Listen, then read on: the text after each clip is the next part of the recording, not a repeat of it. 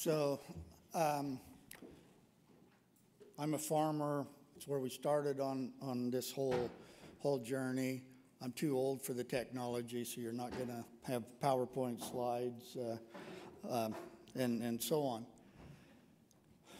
A little background, we are from a 68-year family farm. My parents started in 1950, and we're in the Willamette Valley. Willamette Valley was the Eden at the end of the Oregon Trail.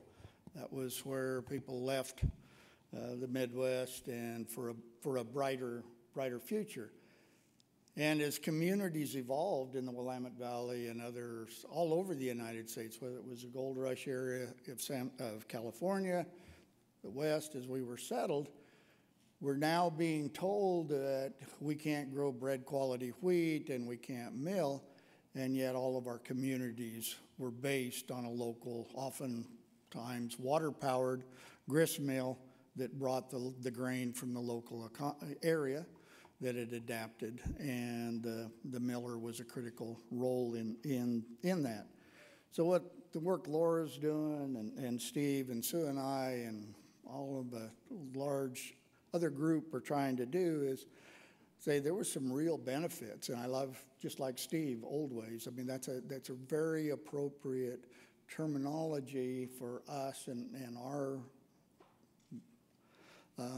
process. But at the same time, it isn't always all about heart and best intentions. Most all of us here in this room can go back 10 years ago, and in 2008, our farm was 3,000 acres. The main thing we grew was grass seed, a commodity for lawns and golf courses and parks, some for pastures, but most of what we grew was for aesthetics. We also grew a diverse mix of specialty seed crops, clover, radish seed, meadowfoam, a crop none of you have heard about, but it's a native wetland plant, beautiful white bloom. We have a tremendous honey production, so it's a real beneficial seed crop because of the bees and so on. But in 2008, we started seeing the dark clouds of the recession approaching. Home building was crashing. There wasn't any more golf courses being built. In fact, a lot of them were going out of business. And we said, we got to make some changes. And so we started reaching out to Dr. Jones although we had grown spring grains, we had never thought about going full circle.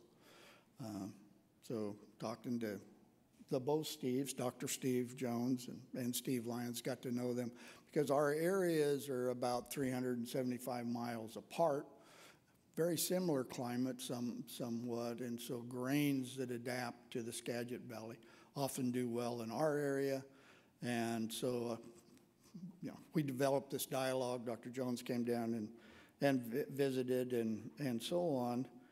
So now we go back 10 years later to 2018, and we've got a tremendous family engaged and a tremendous group of team members.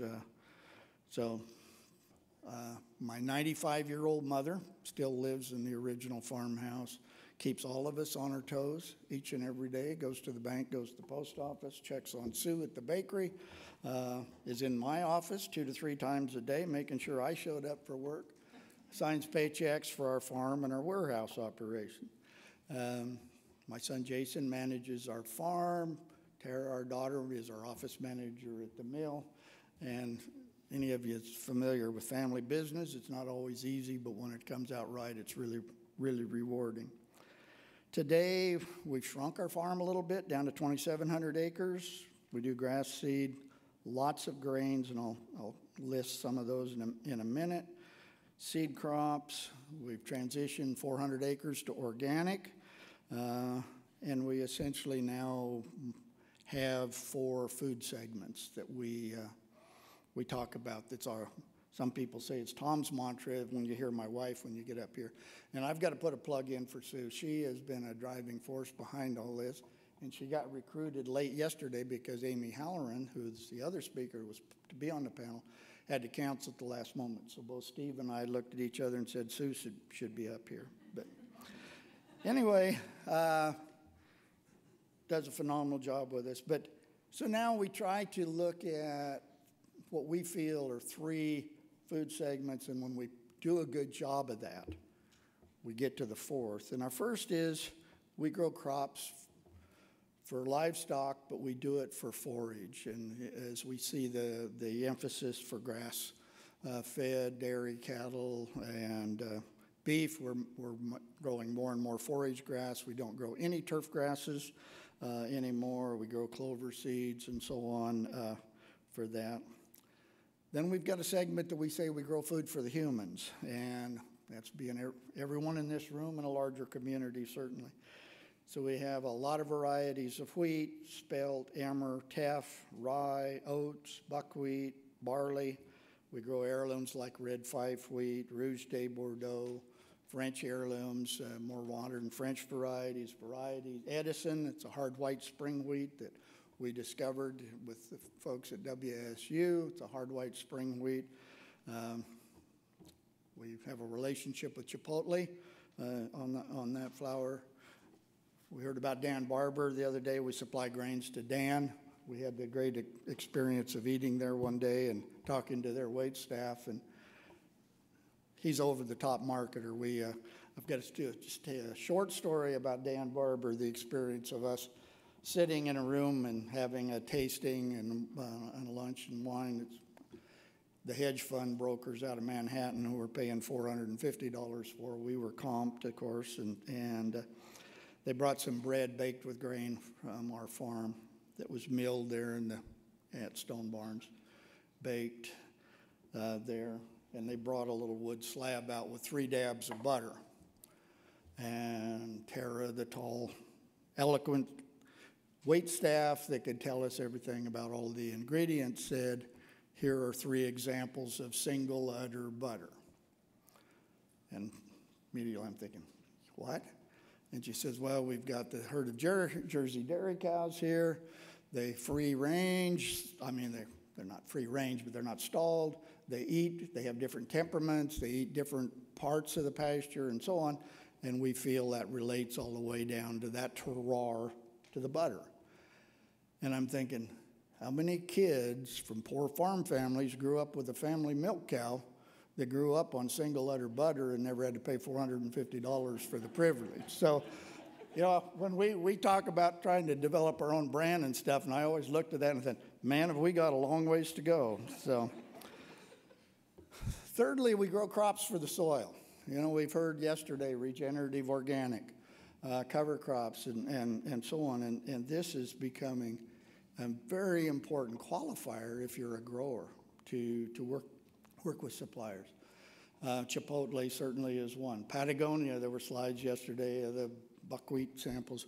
We grow that buckwheat, we process it, we roast it for them, for their co-packers and so on. But when we started, I did not know the term regenerative organic, and so this is a real learning process on the go here. So today we raise, I've got pictures I just took the last couple of days of purple top turnip seed about this high out of the ground. We've got nearly 100 acres of that grown that will be cover crop seed, organic cover crop seed for seed companies in the Midwest this year. It's probably been our farm's 68 years. We've never grown vetch seed in our life. It was always a weed. We planted our first 20 acres of hairy vetch seed this year to produce for, one, it's a beneficial part of our rotation to fix nitrogen, but it's also then goes into that cover crop seed market. We raise red clover. The buckwheat can be either cover crop or processed. We raise back in the human section, I didn't list the legumes. We raise lentils, we raise chickpeas. They're fairly short season, so we don't really get a lot of nitrogen from them.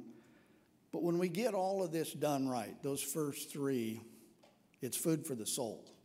And that energizes us in our team when we do that well. We don't always manage to do it well. You'll see that I had a bunch of titles. We don't do this simply by just having a farm and starting. We've got a farm service company that spreads lime and sells fertilizer and consults with organic and conventional growers. We do a lot of things. That revenue helped us capitalize our mill. Today, we're primarily a wholesale stone mill operation. We also have a roaster and flaking operation. We have a warehouse that receives and stores, which you already had, our grains, cleans, deholds, sorts them prior coming to the mill or selling seed to the other companies. And then ultimately, I'm going to let Sue talk a little bit more. We have an on-farm retail store and bakery, so people can come out and get that farm experience and the educational experience Sue has. We've got a 125-year-old one-room country school that we moved there and restored as a center point. But everything we do, we look at with a full circle solution. Surecrop, our farm service company, works with a local biogas plant that takes Portland's food waste, digests it, captures the methane, burns it, creates electricity that's green energy back to the city of Portland, and we take the 13 to 15 million gallons of waste product, and it's our #1 organic fertilizer for our farm. We have a large sawmill nearby that has a cogen facility that burns their bark and sawdust to produce electricity for the green power grid.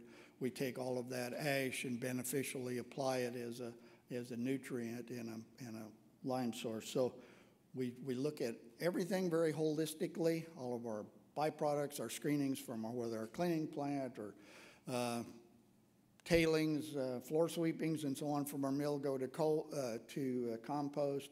From our warehouse, it goes into pellets for animal feed. So we try to waste very little. So I'm going to